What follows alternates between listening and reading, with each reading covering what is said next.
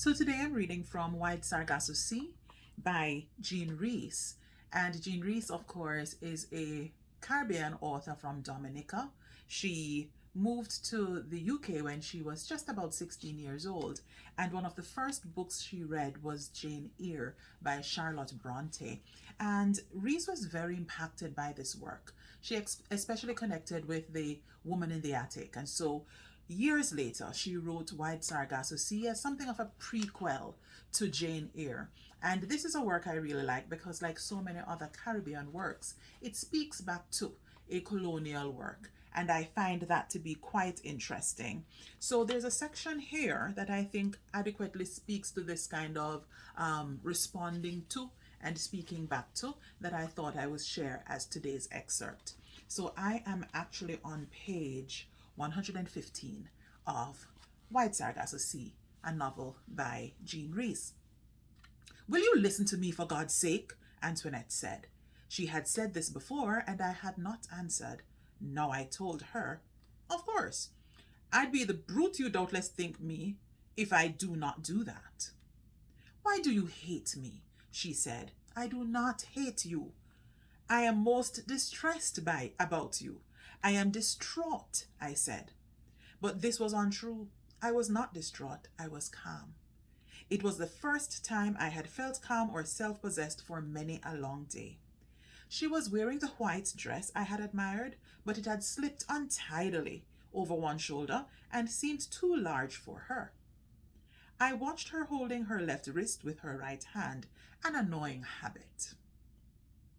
"Then why do you never come near me," she said, "or kiss me, or talk to me?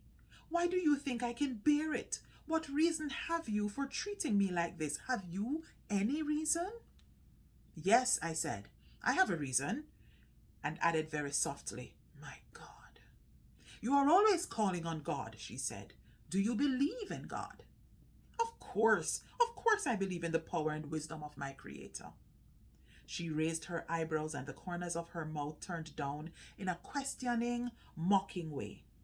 For a moment, she looked very much like Amelie. Perhaps they are related, I thought. I thought. It's possible. It's even probable in this damned place.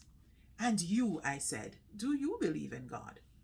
"It doesn't matter," she answered calmly, "what I believe or you believe, because we can do nothing about it.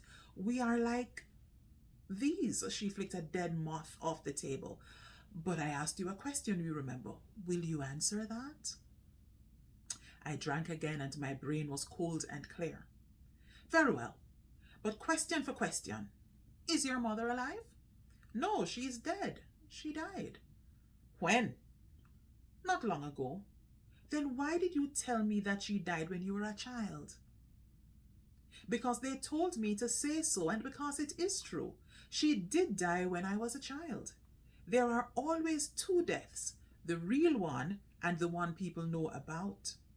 "Two at least," I said, "for the fortunate." We were silent for a moment, then I went on. "I had a letter from a man who calls himself Daniel Causeway." "He has no right to that name," she said quickly. "His real name, if he has one, is Daniel Boyd. He hates all white people, but he hates me the most. He tells lies about us, and he is sure that you will believe him and not listen to the other side." "Is there another side?" I asked. "There is always another side. Always." And that's the final idea I want to leave here. White Sargasso Sea to me represents that other side of the woman in the attic story that was not told by Charlotte Bronte. The other side of the Caribbean woman's story, and indeed the Caribbean people's story that was never told. The Caribbean, blacks in the Caribbean especially, have gone through a period of silence, of having been silenced, of voicelessness. And it is writers like Rhys and other Caribbean authors who give them a voice, who give an opportunity for their side of the story to be told. It is said that there are three sides to any story: your side, my side, and the truth. There's always another side, always.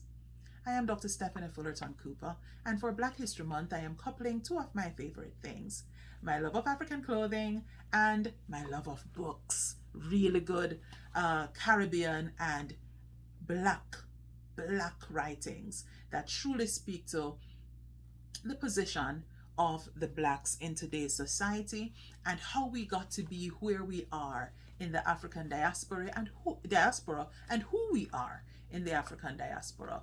And so today we applaud Jean Rhys. We applaud those like her who have used their black creative expressions to speak back and to tell the other side of the story. Join me again next time, but please do feel free to subscribe to this channel, English Expressions with Dr. Steph, and also like this video. See you next time.